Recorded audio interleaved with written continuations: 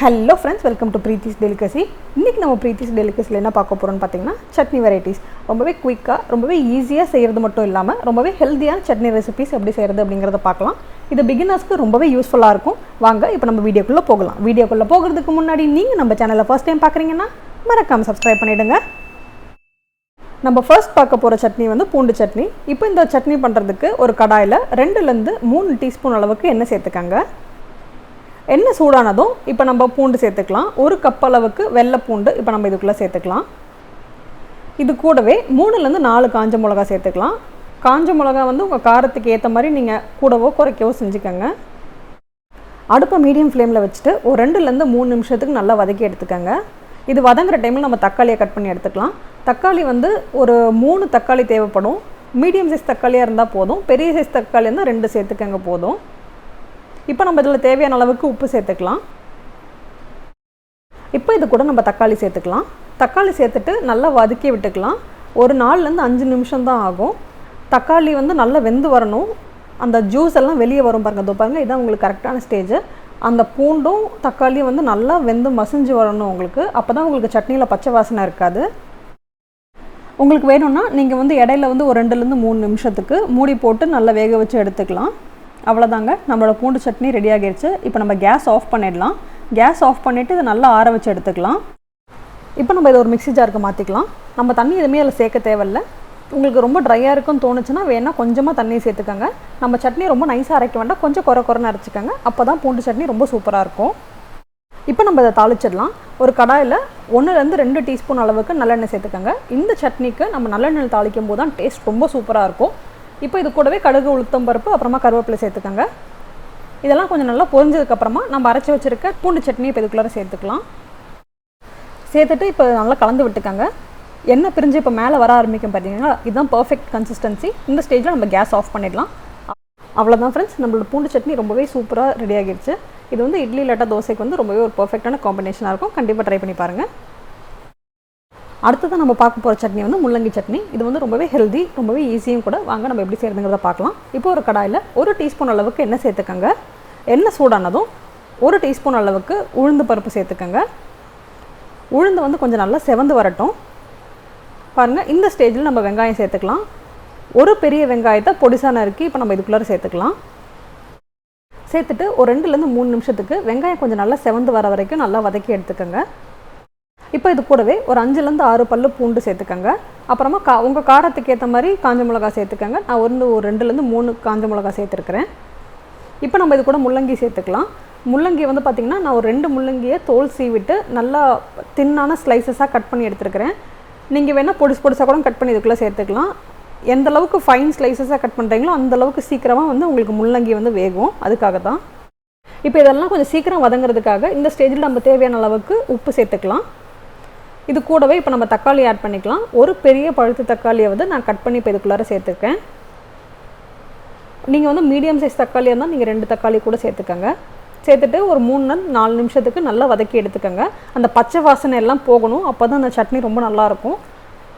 நம்மளோட முள்ளங்கியெல்லாம் பார்த்திங்கன்னா நல்லா வதங்கிருச்சு. நீங்கள் இங்கே பாருங்கள், எடுத்து பார்த்தீங்கன்னா ரொம்ப டிரான்ஸ்பரண்ட்டாக இருக்கும். நல்லா வதங்கிருச்சு, பச்சை வாசனை எல்லாம் போயிடுச்சு. இந்த ஸ்டேஜில் நம்ம கேஸ் ஆஃப் பண்ணிவிட்டு நல்லா ஆற வச்சு எடுத்துக்கலாம். இப்போ இது நல்லா ஆறுனதுக்கப்புறமா ஒரு மிக்ஸி ஜாருக்கு மாற்றிக்கலாம். இந்த சட்னியில் உங்களுக்கு பச்சை வாசனை எதுவுமே இருக்காதுங்க. ரொம்பவே ஹெல்த்தியான சட்னி. குழந்தைங்களுக்கும் கண்டிப்பாக கொடுங்க, ரொம்பவே விரும்பி சாப்பிடுவாங்க. இதில் உங்களுக்கு தேவையான அளவுக்கு நம்ம வந்து தண்ணி சேர்த்துக்கலாம். தண்ணி சேர்த்துட்டு ஒரு நல்ல ஃபைன் பேஸ்ட்டை நம்ம அரைச்சி எடுத்துக்கலாம். இந்த முள்ளங்கி சட்னிக்கு தாளிக்கிறது வந்து ஆப்ஷனல் தான். நீங்கள் வேணும்னா நீங்கள் தாளிச்சிக்கலாம். இட்லி தோசைக்கு ரொம்பவே ஒரு ஃபேன்டாஸ்டிக்கான காம்பினேஷனாக இருக்கும். கண்டிப்பாக ட்ரை பண்ணி பாருங்கள். இப்போ அடுத்ததான் நம்ம பார்க்க போகிறது வேர்க்கடலை சட்னி. இப்போ இந்த சட்னி பண்ணுறதுக்கு ஒரு கடாயில் 1 கப் அளவுக்கு வேர்க்கடலை சேர்த்துக்கங்க. அடுப்பை வந்து மீடியம் ஃப்ளேமில் வச்சுக்கோங்க. நம்ம வந்து இப்போ அந்த வேர்க்கடலையை வந்து நல்லா ட்ரை ரோஸ்ட் பண்ணி எடுத்துக்கலாம். ஒரு 3 ல இருந்து 4 நிமிஷம் தான் ஆகும். இப்படி நல்லா வறுத்து எடுத்ததுக்கப்புறமா நம்ம கேஸ் ஆஃப் பண்ணிவிட்டு இது ஒரு பிளேட்டுக்கு மாற்றிட்டு நல்லா ஆற வச்சு எடுத்துக்கலாம். நல்லா ஆறுனதுக்கப்புறம் நல்லா தோலெல்லாம் எடுத்துடலாம், நீக்கிட்டு. இப்போ நம்ம இந்த வேர்க்கடலையை வந்து நம்ம மிக்ஸி ஜாரில் சேர்த்துக்கலாம். இப்போ இது கூட நம்ம சின்ன வெங்காயம் சேர்த்துக்கலாம். சின்ன வெங்காயம் வந்து ஒரு 5 ல இருந்து 6 சின்ன வெங்காயம் சேர்த்தா போதும். இது கூடவே ஒரு 4 ல இருந்து 5 பல்லு அளவுக்கு பூண்டு சேர்த்துக்கங்க. புளி வந்து ஒரு சின்ன பீஸ் சேர்த்துக்கலாம். நம்ம தக்காளி எதுவுமே சேர்க்க மாட்டோம், அதனால் உங்கள் புளிப்புக்காக கொஞ்சமாக புளி சேர்த்துக்கங்க. அப்புறம் காரத்துக்கு ஏற்ற மாதிரி காஞ்ச மிளகாய் சேர்த்துக்கங்க. ஒரு 2 ல இருந்து 3 சேர்த்துக்கங்க போதும். 1 டீஸ்பூன் அளவுக்கு ஜீரகம், அப்புறமா கொஞ்சம் அசஃபட்டேடா பெருங்காயம் சேர்த்துக்கங்க, தேவையான அளவுக்கு உப்பு, அப்புறமா தண்ணி சேர்த்து நல்ல ஒரு ஃபைன் பேஸ்ட்டாக அரைச்சி எடுத்துக்கங்க. இப்போ நம்ம இந்த சட்னியை தாளிச்சிடலாம். இப்போ ஒரு கடாயில் 1 டீஸ்பூன் அளவுக்கு எண்ணெய் சேர்த்துக்கங்க. இது கூடவே கொஞ்சம் கடுகு, உளுத்தம் பருப்பு, அப்புறமா காஞ்ச மிளகா, கொஞ்சம் கருவேப்பிலை சேர்த்துக்கங்க. இதெல்லாம் கொஞ்சம் நல்லா பொரிஞ்சதுக்கப்புறமா நம்ம அரைச்சி வச்சுருக்கிற வேர்க்கடலை சட்னியை நம்ம இப்போ இதுக்குள்ளார சேர்த்துக்கலாம். பாருங்கள், இதுதான் கரெக்டான ஸ்டேஜ். நம்ம பச்சை வாசனை எல்லாமே போயிருக்கும். நம்மளோட வேர்க்கடலை சட்னி ரொம்ப சூப்பராக ரெடி ஆகிருச்சு. இது குழி பணியாரத்துக்கும் தோசைக்கும் ரொம்ப சூப்பராக இருக்கும். அடுத்ததான் நம்ம பார்க்க போகிறது தக்காளி சட்னி. இந்த சட்னி செய்கிறது ரொம்பவே ஈஸி, ஆனால் அதோட டேஸ்ட் பார்த்திங்கன்னா அவ்வளோ சூப்பராக இருக்கும். இப்போ இந்த சட்னி பண்ணுறதுக்கு ஒரு கடாயில் 1 டீஸ்பூன் அளவுக்கு நல்லெண்ணெய் சேர்த்துக்கங்க. எண்ணெய் காஞ்சதும் 5லேருந்து 6 சின்ன வெங்காயம் சேர்த்துக்கலாம். இது கூடவே 4லேருந்து 5 பல்லு பூண்டு, அப்புறம் உங்கள் காரத்துக்கு ஏற்ற மாதிரி 2லேருந்து 3 காஞ்ச மிளகா சேர்த்துக்கங்க. வெங்காயம் பூண்டெல்லாம் கொஞ்சம் நல்லா செவந்ததுக்கப்புறமா நம்ம தக்காளி சேர்த்துக்கலாம். நான் இன்றைக்கி 2 பெரிய பழுத்த தக்காளியை வந்து இதுக்குள்ளார இப்போ நான் ஆட் பண்ணியிருக்கேன் கட் பண்ணி. முடிஞ்ச அளவுக்கு நாட்டு தக்காளியை யூஸ் பண்ணுங்கள், அப்போ தான் தக்காளி சட்னி டேஸ்ட் ரொம்ப நல்லாயிருக்கும். இந்த தக்காளி சட்னிக்கு ஒரு நல்ல கலர் கிடைக்கணும் அப்படிங்கிறதுக்காக நான் வந்து காஷ்மீரி ரெட் சில்லி யூஸ் பண்ணியிருக்கிறேன். நீங்கள் வேணும்னா சாதாரண காஞ்ச மிளகா கூட யூஸ் பண்ணிக்கலாம். இப்போ நம்ம இந்த தக்காளி வேகிறதுக்காக நம்ம உப்பு சேர்த்துக்கலாம். உப்பு சேர்த்ததுக்கப்புறமா அடுப்பை மீடியம் ஃப்ளேமில் வச்சுட்டு ஒரு 4லேருந்து 5 நிமிஷத்துக்கு தக்காளியெல்லாம் நல்லா வேக வச்சு நம்ம எடுத்துக்கலாம். பாருங்கள் ஃப்ரெண்ட்ஸ், நம்ம தக்காளி வந்து நல்லா வெந்து அந்த எண்ணெய்லாம் பிரிஞ்சு மேலே வர ஆரம்பிச்சிருச்சு. இந்த ஸ்டேஜில் நம்ம கேஸ் ஆஃப் பண்ணிடலாம். கேஸ் ஆஃப் பண்ணிவிட்டு நம்ம கொஞ்சம் நேரம் ஆற வச்சு எடுத்துக்கலாம்.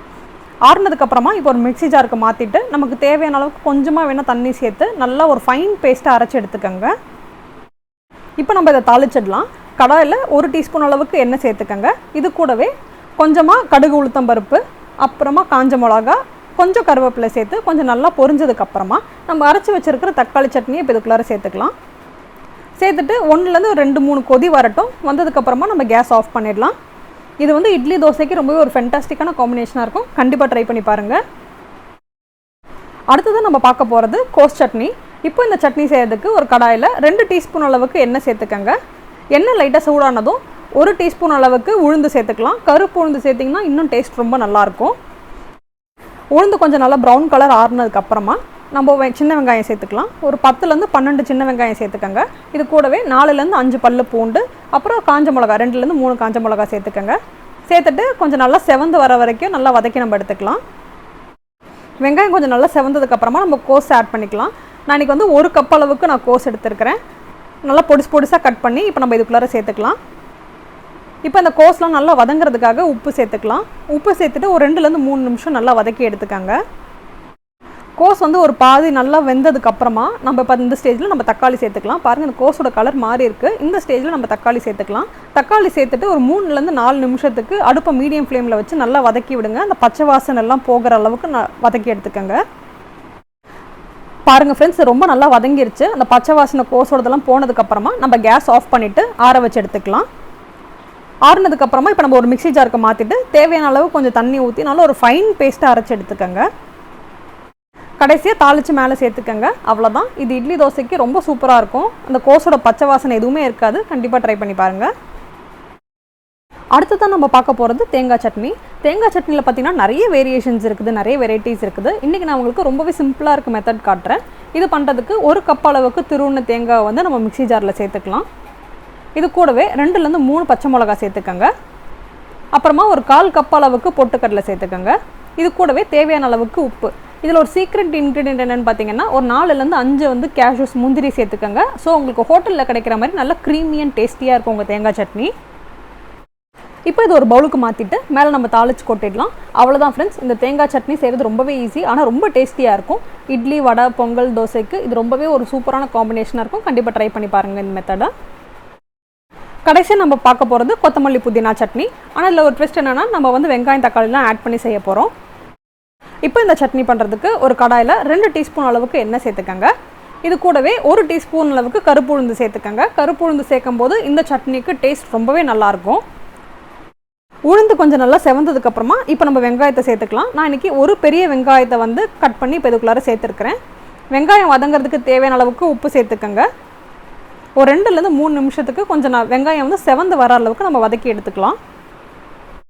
வெங்காயம் கொஞ்சம் லைட்டாக செவந்ததுக்கப்புறமா இப்போ நம்ம பூண்டு சேர்த்துக்கலாம். ஒரு 4லேருந்து 5 பல்லு பூண்டு சேர்த்துக்கங்க. அப்புறமா காரத்துக்கு தேவையான மாதிரி காஞ்ச மிளகா ஒரு 2லேருந்து 3 சேர்த்துக்கங்க. சேர்த்துட்டு கொஞ்சம் நல்லா வதக்கி விட்டுக்கங்க. இப்போ நம்ம இது கூடவே தக்காளி சேர்த்துக்கலாம். நான் இன்றைக்கி ஒரு பெரிய தக்காளியை வந்து கட் பண்ணி இப்போ இதுக்குள்ளார சேர்த்துருக்குறேன். நீங்கள் ஒரு மீடியம் சைஸ் தக்காளியாக இருந்தால் நீங்கள் 2 தக்காளி கூட சேர்த்துக்கோங்க. இப்போ இதுக்கு தேவையான அளவுக்கு உப்பு சேர்த்து கொஞ்சம் நல்லா வதக்கி எடுத்துக்கலாம். பாருங்கள் ஃப்ரெண்ட்ஸ், வெங்காயம் தக்காளி வந்து நல்லா வதங்கிருச்சு. இந்த ஸ்டேஜில் நம்ம வந்து கொத்தமல்லி புதினாவை இப்போ இதுக்குள்ளார ஆட் பண்ணிக்கலாம். நான் இன்றைக்கி வந்து 1 கப் அளவுக்கு கொத்தமல்லி புதினாவை இதுக்குள்ளார சேர்த்துக்கிறேன். கொத்தமல்லி புதினா சேர்த்ததுக்கப்புறமா நம்ம ரொம்ப நேரம் வதக்கணும் அப்படிங்கிற அவசியம் இல்லை. அந்த க்ரீன் கலரை முடிஞ்ச அளவுக்கு அப்படியே ரீட்டைன் பண்ணுங்கள். அப்போ தான் வந்து இந்த சட்னி டேஸ்ட் ரொம்ப நல்லாயிருக்கும். இப்போ நம்ம கேஸ் ஆஃப் பண்ணிடலாம். கேஸ் ஆஃப் பண்ணிவிட்டு கடைசியாக அதில் நம்ம 1 டேபிள் ஸ்பூன் அளவுக்கு தேங்காய் சேர்த்துக்கலாம். இந்த சட்னிக்கு நம்ம தேங்காய் சேர்த்து அரைக்கும் போது இந்த டேஸ்ட்டும் சரி அந்த ஃப்ளேவரும் சரி ரொம்பவே சூப்பராக என்ஹான்ஸ் பண்ணி கொடுக்கும். ஸோ மறக்காமல் நீங்கள் தேங்காய் சேர்த்துக்கங்க. இப்போ நம்ம இதை ஆற வச்சு எடுத்துக்கலாம். இது ஆறுனதுக்கப்புறமா இப்போ இதை ஒரு மிக்ஸி ஜாருக்கு மாற்றிக்கங்க. மாற்றிட்டு தேவையான அளவுக்கு கொஞ்சமாக தண்ணி சேர்த்து நல்ல ஒரு ஃபைன் பேஸ்ட்டாக திக்காக அரைச்சி எடுத்துக்கோங்க. இந்த சட்னிக்கு தாளிக்கணுன்றது அவசியம் இல்லை. நீங்கள் அப்படியே சர்வ் பண்ணலாம். இட்லி தோசைக்கு ரொம்ப சூப்பராக இருக்கும். உங்களுக்கு தேவைன்னா நீங்கள் தாளிச்சிக்கோங்க. இது ஆப்ஷனல் தான். அவ்வளோதான் ஃப்ரெண்ட்ஸ், நம்மளோட 7 நாளைக்கு 7 விதமான சட்னி ரெடி ஆகிருச்சு. இந்த வீடியோ பிகினர்ஸ்லேருந்து எல்லாருக்குமே ரொம்பவே யூஸ்ஃபுல்லாக இருக்கும்னு நான் நம்புகிறேன். கண்டிப்பாக ட்ரை பண்ணி பார்த்துட்டு எப்படி இருந்துச்சுன்னு மறக்காமல் எனக்கு கமெண்ட் பாக்ஸில் சொல்லுங்கள். தேங்க்யூ ஃபார் வாட்சிங் த வீடியோ. என்னோட ரெசிபிஸ் உங்களுக்கு பிடிச்சிருந்ததுன்னா மறக்காமல் சப்ஸ்கிரைப் பண்ணிவிடுங்க.